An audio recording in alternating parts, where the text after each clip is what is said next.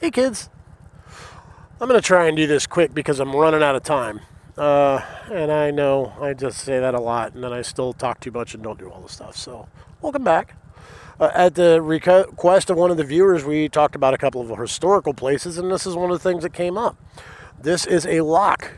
Now, I know some of you from the UK are going, oh, that's no lock. That's it's a bunch of concrete, you daft bastard. Well, I don't know how you talk. I heard the Simpsons do it. It must be close. This is the other kind of lock. L-O-C-K, not L-O-C-H. There's no monsters or dragons around here. Somebody said they saw Bigfoot over there once, but it's in Ohio. Our biggest exports are astronauts, pilots, and methamphetamine. So it's what I got. That's all I got. So maybe there was a Bigfoot. Maybe, I don't know.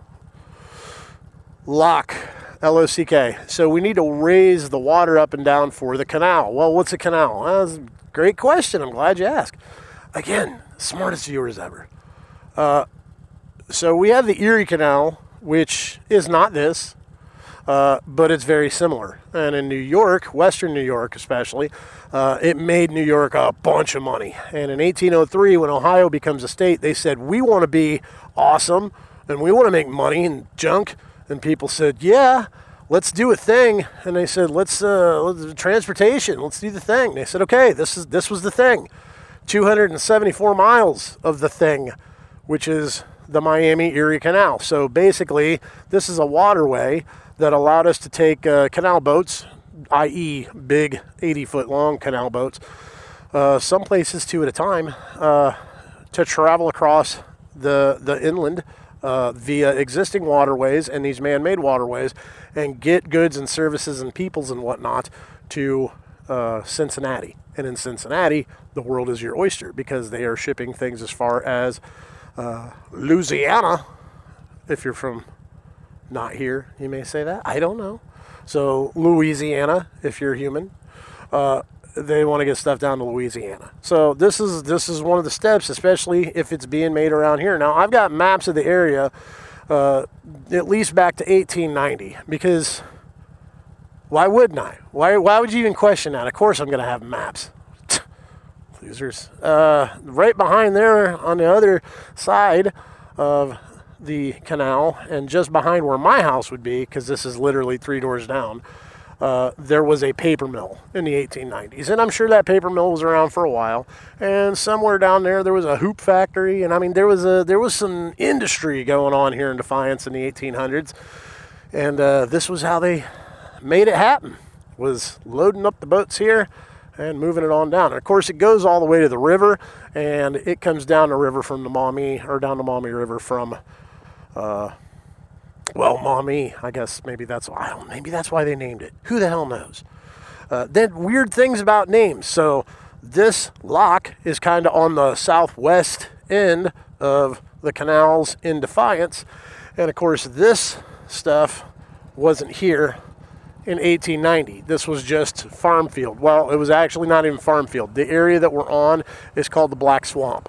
So it was swampland, sort of. And then this road where we may see some traffic going by, that is 111 or Clinton Street. So all this area here in 1890 did not exist. There was no development at all. No farms, no nothing. It was just barren swampland with the cemetery over there and then town being that way. And if we look, we can kind of see the culvert on the other side of the fence. That ditch is the old canal, which runs right through the back of a hardware store parking lot, causing a huge sinkhole even to this day, right next to the Chief Grocery Store, and basically runs parallel to Clinton Street over there, all the way into town. So there is a little point where, they kind of do like one of those numbers, but they're basically about a block apart. And what we're going to do, I think, is this is the oldest lock to the west town that you can still see on the west end. There's another one that's in the middle. I don't know, it's that way, but it's quite a ways that way, and I don't think we can really get at it. I know you can see it from the road, but it's just a little spot. And then they have a partially restored lock downtown, which is essentially buried under a parking lot. They buried half of it, kept half of it buried, I guess you could say, built a parking lot over the top, and then they refurbished the working end of it so that you could at least see how the lock system worked. And it's actually pretty cool, and that's Lock 37. So if you ever get bored, you want to take one of those day rides and you're close to Defiance, just come on in, look up Lock 37, and it's going to be between 2nd, 3rd, Clinton, and Perry Street. If you find those 4 roads, you found your lock. It's right there. So not really advised, they don't, it's not on every billboard in town for sure, but you can find it. So look, my bike's been running. I'm sure we're warm. We're going to go ahead and move on to the next site, and clock's a ticking, so I will be right back. So I have no idea how I'm going to edit all this together yet. Here's what I know. We want to talk about the lock system. So what about the lock system? What do we need to know? Well, the year is 1825. Nope. It was earlier. The year is 1803. Nope. So you've got a large Native American population here in 1803. You've got a large settler population, and everything's converging on the Defiance, which is a fort built in the 1700s. So Ohio becomes a state. There's a lot of treaties going around, and we want to become an agricultural superpower, an industrial superpower. We want to do all the things, and we look to our neighbors, and the one neighbor they looked to was New York, and New York had this really cool system of canals known as the Erie Canal, which was in the works and doing pretty good from a revenue standpoint. So, we had our share of richy people around here, and we had a lot of tradespeople, a lot of people trying to get their goods, merchants and what's not, out into the world. So they needed a way to do it. The problem was, again, there's not a good way to travel overland at this point. You're humping with a mule and a pack, hunting, living off the land, all that good stuff, and there's no rest areas or quick stops. And I'll tell you what, that'd be a whole different way of traveling if you couldn't pull over somewhere and get a glazer, That is part of the Miami Erie Canal. So we're looking at it. I know it's impressive.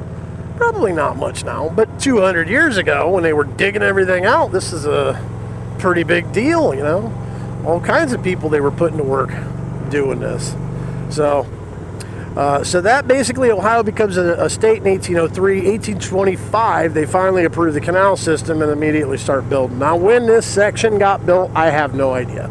But everything was completed by 1845, and they had an open waterway where they could get goods and services and people and whatnot all the way to Miami or Toledo, Ohio, using this canal. And you go through Ohio and you follow the 274 miles of canal. Well, the whole system was 274. Some of it's canal, some of it's open natural waterway. The boats basically left the canal, pulled into a waterway, yada yada, and then they get back in and they get pulled by a team of mules or oxen, whatever was the thing at the time. So it worked both ways. So the canal is still running back there. Our lock is kind of buried back here somewhere. So there it is. This culvert right here is the old canal. That's where the canal was. And if you look that way, that is where the canal goes back into the lock that I just showed you from the other side. So that blue building, greenish building, should look familiar from the last stop we were just at. So again, canal comes right through this parking lot and goes that way. And a while ago, they started getting sinkholes like right there and like right there, and they couldn't figure out why. And I'm like, because you're parked literally right on top of the canal. No, yes, you are. That's the canal right there. Would you like to see the 1890 map? Yep. There's a canal there, brother. And this is sinking in because there wasn't enough aggregate, and probably there's a little water channel running underneath there somewhere, or a spring, or who the hell knows. I don't know. All I know is they filled it in because of floods. We'll get to that when we start riding again. So essentially, this is our canal, and we've got a few more places where we can see the locks. There's a couple more of them, but I'm only going to show you the one that's downtown because that one's cool. They've got it partially rebuilt. The rest of it's under a parking lot, which is also pretty cool. Okay, so here's our entrance to what might be the coolest thing in Defiance that nobody knows about, and that is this parking lot. I know, and it just looks like a parking lot. And, well, it is a parking lot. But it's not just any parking lot. No, sir. No, ma'am. Whoever. That sign should give you a clue. That is a lock. So that lock is the original lock number 37, partially submerged under this parking lot. So if we take a look, I'm going to do something that I never do, which is duck walk. So write the date down, kids. Okay. Basically, obviously that building was not there. And that building was not there because they didn't move this lock. They didn't like pick it up and move it. This is where it was. Partially submerged, and it's been there ever since. And at some point they decided, hey, we should turn this into a thing where people can come and check out the lock system. And they actually did a pretty good job, and I'm going to scoot down around the other side of it, but essentially it goes right underneath this parking lot. So underneath this pavement is the rest of that lock, what's left of it, just like it is in my backyard, which is much bigger. This is like a third. What is visible is about a third of the length of the lot or lock. Keep in mind, these boats that were coming up and down the river were as long as 80 feet. So from where the lock closes to where the other lock opens, you're going to need at least a distance of 80 feet. So that ought to tell you about how big that is. So let's go ahead and ride around and check out this. Check it out from the bottom. That ought to be fun, I think. Probably, I don't know. We're not duck walking anymore, though. We're going to do it like a big boy. And also, Cabin Fever coffee. If you're a coffee person, try it. Are they good? Don't know. Never been there. But I've heard of them. So here's the bottom of our lock. And like I said, they certainly did they got a little amphitheater kind of thing going on. That's a good idea. Got the little bricks going on. Now, these are not the original bricks, if I don't have to say that. But I will tell you what, there are a lot of places in Defiance where you'll see the pavement has eroded away and the original red brick is underneath it. A lot of red brick manufacturing, in the United States, especially at the turn of the Industrial Revolution. So now if we pull up here, we can see, hey, this is actually the lock. So they've cleaned up the concrete. They've patched the concrete in some places, but for the most part, this is what these locks look like, and this is kind of how they do their spiel.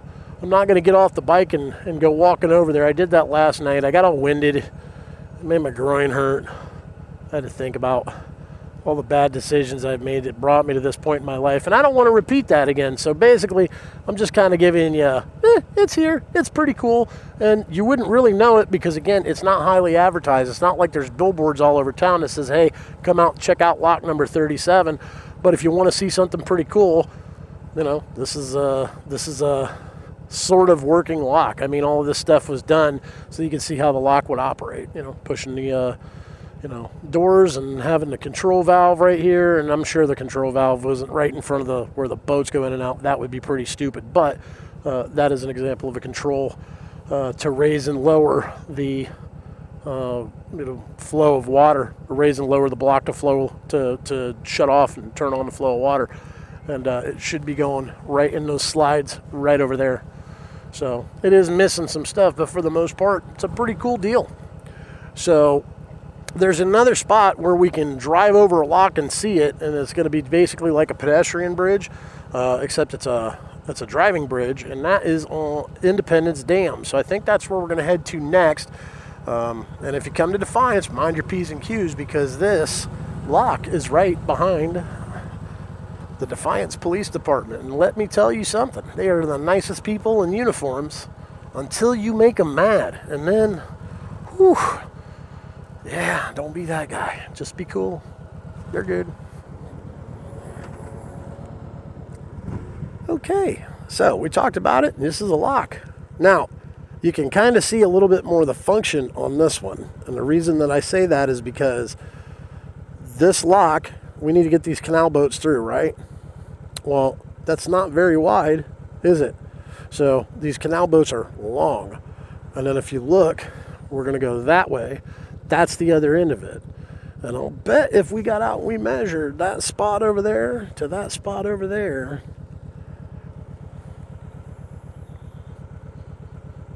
that's just about 80 feet. That's just about 80 foot. Or maybe it's 6 feet. I don't know. I'm really bad with the direction. The point is, you can kind of see how these things would work. They're going to raise and lower the water level while the boat is inside of it, and we've got our protective, lock mechanisms kind of, closing everything off so that we can pump water up and down. Not even pump, just let the flow of the river go the right direction to fill or lower. That's all we got to do. They're actually pretty simple, and they're actually engineering feats. But this is a good shot of the canal because this has been blocked up. If you looked at satellite images, you can kind of see how they changed the lay of the land to dig this out and make this happen or fill in, however you want to look at it. And then this is the canal as it goes by, the two canal section where it goes past the river. So in other words, the river is right over on the other side of this berm. Canal's right here. And this is Independence Dam. So we'll show you where the dam section is. And this stuff, feel free to come out and climb around on. Everybody does it. But try not to take any of it with you. There will be no old ladies shooting at you. To the best of my knowledge. If there's an old lady shooting at you, you really messed up. I don't know what your deal is. But, so kind of getting up in here, we can see this says no outlet. Trust me, we got turnaround time. That's the other side of the dam. Hard to see on the camera. We're going to find eagles and blue herons and beach chickens and all kinds of stuff. It's great. Right here. Nice little spot. Got a little rock beach right there on the other side when the river's low, like it is. And we've just got a plethora of wildlife and floral and fauna, even thriving right in the middle of December. Yeah. So the canal is right there. The river is right there. Anything behind me? Nope. A little head check. Let's bring it around this way. What do we got? Beach chickens all over the place. Hello, chickens. Good morning. Usually there's an eagle. Nope, that's a heron. Or a crane. I don't know. I'm dumb. But basically, there is and yes, this has been around for a really long time. There's pump houses for the dam listed in the 1890s and 1840s. There was stuff going on out here. So it's been here for a while. It's definitely a cool little spot to come out and hang out. I see bikes here all summer, every summer. So if you haven't been down here, and here's why. Where we're at right now, we've got the river, then we've got the canal, and then we've got 424. 424 follows the river, follows the canal. If you watch some of the videos, I probably have some spots edited in. One of these days, I'm going to do a ride across the whole thing. People do. I do it all the time. I just don't do it with a camera. It's good road. It's a fun ride. Don't get carried away. You can take it really fast. I just don't want to be the guy coming around the curve when you're coming the other way at 130. So just take it easy. It's a good, fun ride. You'll have a blast. But a lot of bikes show up here. This is kind of the rally point. Or down towards Defiance. They'll start there and then they go over towards Napoleon. Or they start out in Toledo and they ride all the way down through here, grab lunch or whatever in Defiance, and then turn around and head back. I've seen guys from all over Michigan, Indiana. It's like it's a nice little scenic road, and 424 goes further than Napoleon. You can take it all the way up. As a matter of fact, I'm pretty sure, I'll have to look at the map, but I think it goes all the way up there to Bull Rapids where the reenactment place is. You can definitely camp here in the summer, but camping is all the way to the back of the park. And this is one of those fun little 20-mile-an-hour rides you can take if you like doing it. I'm old, so I like doing the slow speed stuff, just bring it to a stop. Slow. That's where the fun is. Any idiot can go straight. Go slow. Don't put any feet down. I like doing that. And you can do that. You can follow, watch turtles and stuff. This is one of the many islands. We can't get down to the campgrounds today. But basically, if you follow the river around the bend, just on the other side of this, let's see if I can get that in shot. If you go past that little stony outcrop in the water, go just around where the river starts to bend around to the left again, that right on the other side of that, that's where the campground is. And like I said, they have fishing, they have boating, they have all kinds of stuff. You can come up, set your tent, all that good stuff. And it's a state park, so all you need is a sticker, I think. I don't even know if you need a sticker. I haven't done it in 20 years, but it's actually pretty cool. So if you want to come down here, do a little camping, do a little biking right next to it. It'd be a great spot if you were taking a trip up and down, coming out of Michigan or something like that, and you wanted to get down to this end and just kind of turn around and go back. This would be a good spot to set up a tent for the night if you want to do it on the cheap. And if you don't, we got hotels in town. You can do that thing too. So, you can get out to the islands, but just be advised in the summertime, you're going to wind up with more poison ivy in places you never thought could itch if you try and go out there. So, best of luck to you. So there's a lot going on, and I'm just going to take a second right here to say, hey, if you've got a question about anything that has to do with this video, plunk it down in the comments section. I'll try my best to answer it. If you find out any cool information about stuff I didn't bring up, that also bring it up, plunk it down there. I know there's been, every time I make a video, I get like a comment about, I've ridden up around that area, and it's like, yeah, it's actually a fairly popular kind of area, a lot to do because of 424. We also have from Fort Wayne to Toledo is US 24. It's a great road now, didn't used to be, but back in the day, it was kind of a neat motorcycle ride because you had some twists and turns. They weren't real bad, but they were fun. They were kind of flat. The problem was the Ohio red-eyed deep-throated wallet suckers, also known as the Ohio State Patrol. Love you guys. Don't ticket me. They watched it like a hawk, and for good reason. Cars and trucks. That was a main thoroughfare for cars and trucks, and it was the most deadly stretch of road in Ohio for quite a while because there was just way too much traffic right on top of each other, 2 lanes. Just wasn't great. There was a lot of fatalities on that road. So 24 now, the new one, is much more conducive to having a better time. So here's our lock again, right? 2 canals. I'm not going to go over there and read that. You guys come down and read it. It'll make a good day trip for you. What I'm going to do on this is I'm going to say, hey, I hope you enjoyed everything. If you have questions, plunk them in the comments, and I'll try and get back to you. We're growing as a channel. Last I checked, I just glanced at 128 subscribers, and I thought that's pretty good considering I wasn't really looking for any, but I appreciate it. So if you like what you're seeing, go ahead and hit the like button, give us a little thumbs up, and then subscribe. And if you ring that little bell, your phone's going to vibrate and do all kinds of weird stuff every time I do a thing. Not every time I do a thing. That'd be dumb. If I go to take a dump, I'm probably not going to film that. And if I did, I don't think so it's not going to vibrate when I do everything. So that was probably a bad way to say that. I'm not good at closing them out yet, guys. I'm working on it. But just ring the bell. Ring-a-ding. Ding-a-ling-a-ling. I don't know. Why am I dumb? I don't know. It's my own dumb brain. I feel like I'm stuck. Like I'm in a loop. I didn't eat, okay? So I'm thinking about my belly a lot. I'm not saying it's right. I'm just saying it's hard, okay? I'm doing things. There's a motorcycle. I didn't sleep well last night. My back hurts. I pulled my groin. I have to pee. My daughter called me ugly this morning, and she's not wrong. I need a sandwich and a Coke. I'll be all right.